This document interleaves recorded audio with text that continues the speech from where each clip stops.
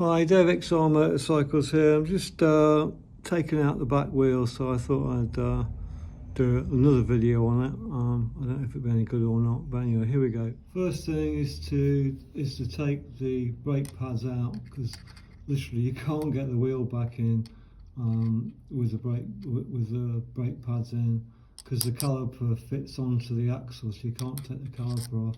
So the first thing to do is to remove this clip here, this spring clip, and then from the other side you punch out this this bolt thing that goes through here. Excuse the red arrows, and then the brake pads just drop out. Okay, so it's up and out this way, it goes into the bike. Up into this. I was trying to knock it out the wrong way a second ago. Oh well, a 34mm socket which I've got here to get the main nut off, which I'm doing now. Then knock your axle through, as you can see there. I'm using this rubber mallet and a bit of wood really to knock it through. Yeah, that's the wheel there out. I used some pliers to get it out.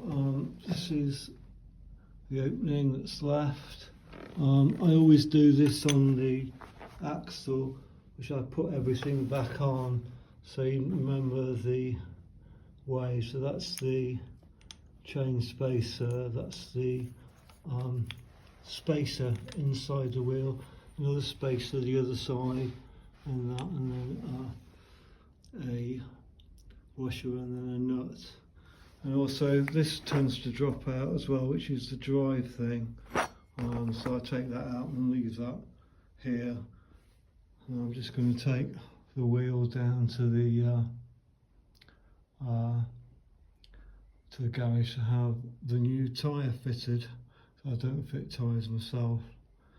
Oh, it hasn't gone too badly, except trying to hit the pin the wrong way through the brake caliper, which is a bit stupid.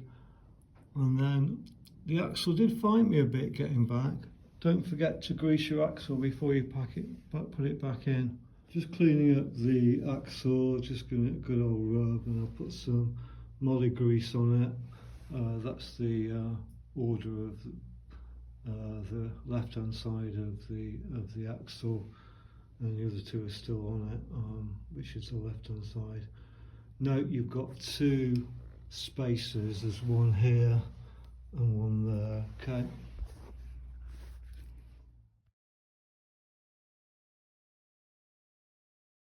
Well, that was a bugger. I just managed to get the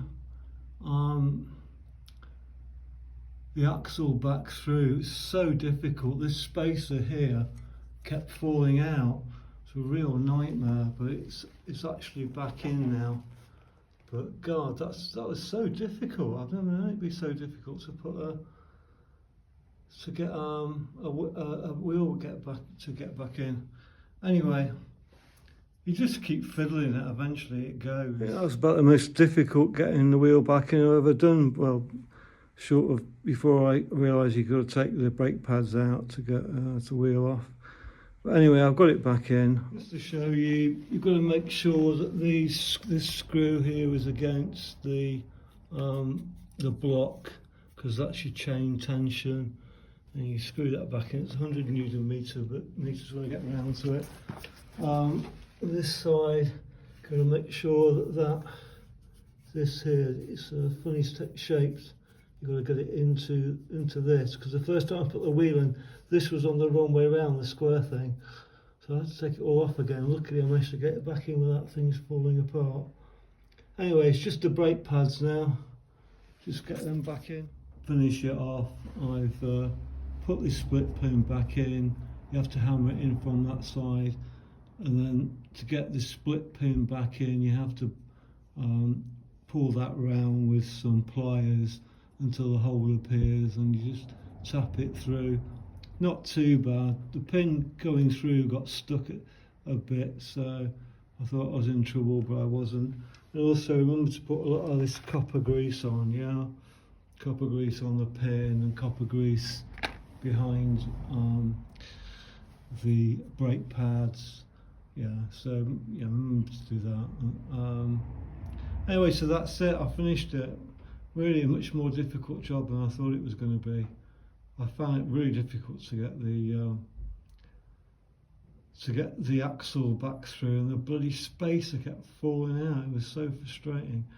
Anyway, I've done it now. Well, I think I will. Besides, I've got to tighten up the main nut to 100 Newton meters, but it's done. Thank God for that.